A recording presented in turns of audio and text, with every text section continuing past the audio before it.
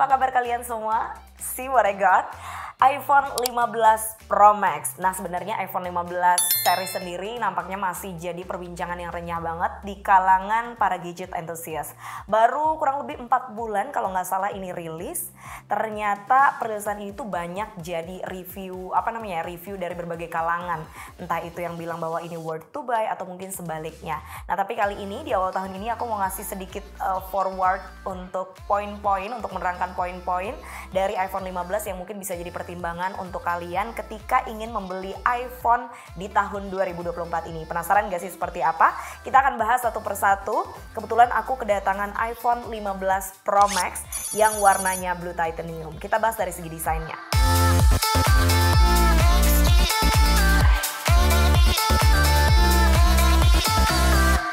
Nah kita bahas dari segi warnanya dulu. Sebenarnya iPhone 15 Pro Max khususnya dia ada 4 warna. Ada black, white, dan blue titanium sama yang natural titanium. Kebetulan warna yang aku dapetin adalah warna yang paling aku suka, which is blue titanium. Kalau dari segi warna, jujur ini tuh kayak lebih banyak hitamnya. Terus kalau kita agak sampingan seperti ini, jadi kelihatan birunya. Jadi kayak siluet-siluet birunya itu baru kelihatan kayak gitu. Tapi kalau dilihat secara langsung, secara dekat itu baru feel birunya berasa.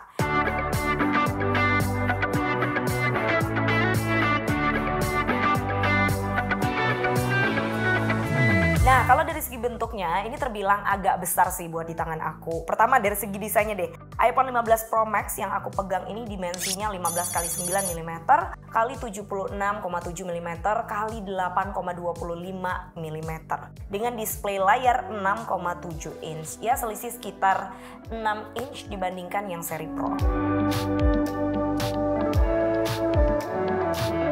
Bentuk bingkai bagian tepinya agak sedikit membulat dengan material pinggir hingga casing bagian belakang itu menggunakan sasis titanium kelas 5 dengan total bobot 221 gram. Jadi ya membawa telepon genggam sekitar 200 gram itu ya terbilang cukup berat sih kalau buat tangan aku. Nah tapi kalau dibandingkan dengan iPhone terdahulu dari segi Pro Max-nya ini bisa dibilang paling ringan. Karena yang seri-seri sebelumnya itu menggunakan baja tahan karat, jadi ya pasti lebih berat. Pada bagian belakangnya ini juga dibalut dengan black glass yang menambah kesan mewah sih pada iPhone 15 Pro Max yang lagi aku pegang ini. For your information, laman Apple resmi itu menyebutkan bahwa iPhone 15 Pro Max ini sudah menggunakan IP68 untuk proteksi terhadap air, bahkan mencapai kedalaman hingga 6 meter hingga 30 menitan. Ini menurut standar dari EIC ya guys ya.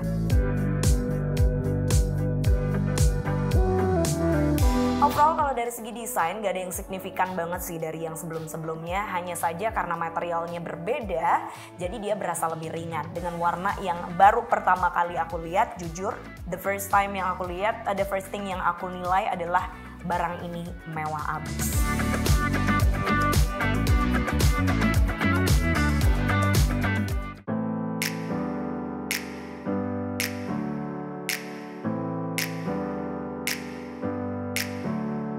Sebelum kita bahas beberapa improvisasi dari segi spek dari iPhone 15 Pro Max ini, aku salfok banget sama satu buah action button yang sejajar dengan tombol volume ini. Kalau pada iPhone sebelumnya, bagian ini tuh diisi dengan tombol hening atau dering yang bisa di-adjust saat dibutuhkan. Pada iPhone 15 Pro Max ini, dia tuh dijadikan kayak click button yang bisa di-setup dan disesuaikan sama kebutuhan. Misalnya kayak untuk pintasan rekam voice memo, bahkan untuk selfie click atau flashlight, dan juga berbagai action lainnya yang bisa kalian setup sendiri. Kita beralih ke spek layarnya. Dari sektor layar, iPhone 15 Pro Max sudah menggunakan layar Super Retina XDR yang memiliki kecerahan super tinggi. Sebenarnya ya hampir sama-sama sih dengan iPhone terdahulunya. Feel-nya saat digunakan untuk menonton jujur jadi lebih hidup. Kalau dilihat-lihat dengan mata telanjang, berasa kayak lagi lihat layar bioskop tapi dalam ukuran 6,7 inci. Di layar OLED ini juga kalibrasi warnanya presisi banget, bikin kualitas menonton itu jadi lebih maksimal. Cocok untuk yang mau upgrade handphone dari segi tampilan layar, karena emang menurutku ini tuh one of the best sih dari segi layar ya. Seperti yang kita tahu sendiri, iPhone sih sebenarnya nggak pernah nanggung-nanggung kalau soal sektor yang satu ini. Terlebih lagi, iPhone 15 Pro Max ini memiliki resolusi 2796 x 1290 pixel pada 460 ppi. Dengan teknologi ProMotion, dengan refresh rate-nya adaptif banget hingga 120 Hz, yang juga dapat ditingkatkan kecerahannya hingga 1000 nits. Wow! Ini juga lengkap dengan fitur Dynamic Island-nya ya guys ya, yang ternyata bisa bergerak dinamis mengikuti notifikasi.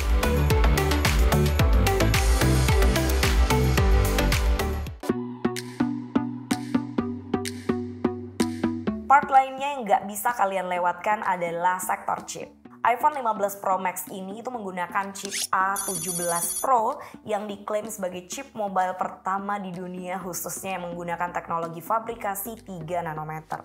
Harusnya ini sih berkali-kali lipat lebih kuat menyimpan transistor dari iPhone sebelumnya. Karena seri 15 Pro Max ini diklaim bisa menyimpan hingga 19 miliar transistor. Wow.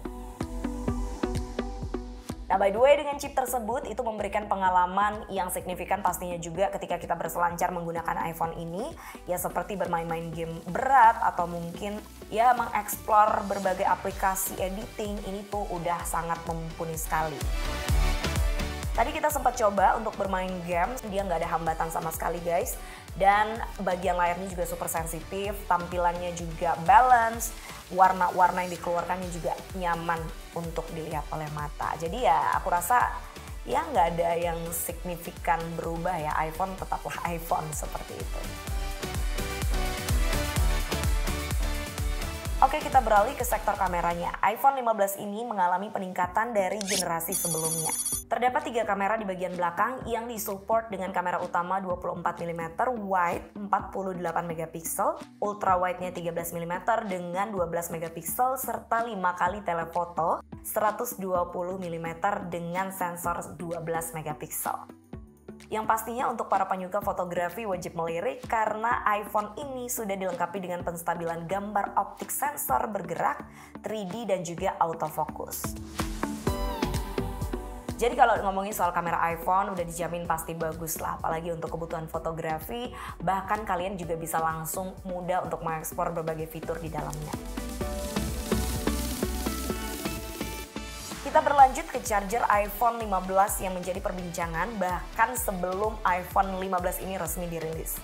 Dimana pada seri Pro dan juga Pro Max chargeran iPhone ini menggunakan Type-C sama seperti yang digunakan pada iPad, MacBook, AirPods Pro dan lain-lain. Kalau aku pribadi berpikir bahwa penggantian Lightning yang sudah menemani selama 11 tahun ke Type-C justru bikin lebih ringkas sih. Jadi satu charger bisa untuk semua kebutuhan.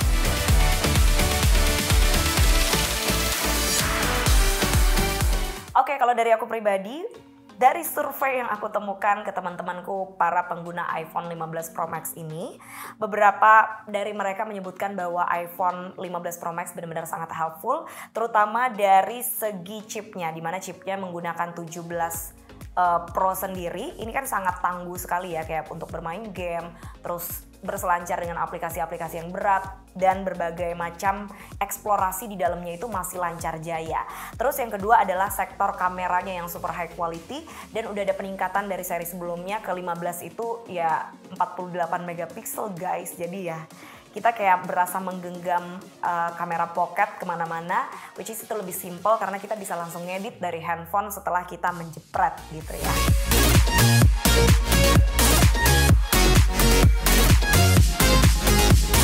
Nah kemudian yang aku pribadi nggak bisa menepis, sangat terbantu karena iPhone 15 Pro Max ini adalah bagian layarnya yang menggunakan Retina XDR dengan display 6,7 itu juga cukup besar menurut aku ya. Terus tampilannya juga enak banget waktu digunakan untuk nonton, kemudian juga kita melakukan berbagai aktivitas di sini kayak ngedit kecil-kecilan lah. Itu nyaman banget, kayak warnanya, kalibrasi warnanya dan lain-lain itu benar-benar nyaman. Warnanya juga keluar, bahkan hitamnya itu benar-benar kayak hitam pekat gitu guys.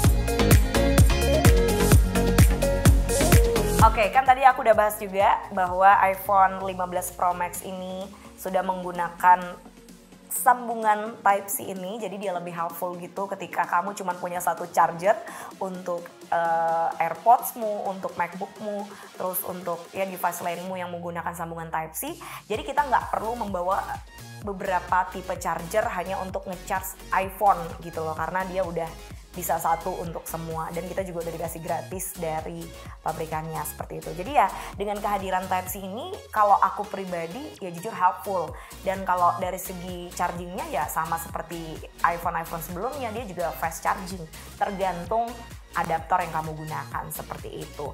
Gimana pendapat kalian tentang iPhone 15 Pro Max ini? Bisa kalian kasih komentar di bawah. Kalian udah siap untuk beli iPhone 15 Pro Max atau mungkin mau nunggu yang series 16 aja? Ya udah, apapun keputusan kalian, jangan lupa untuk like, comment, dan subscribe di bawah ya. Sampai jumpa lagi di review berikutnya. Bye bye.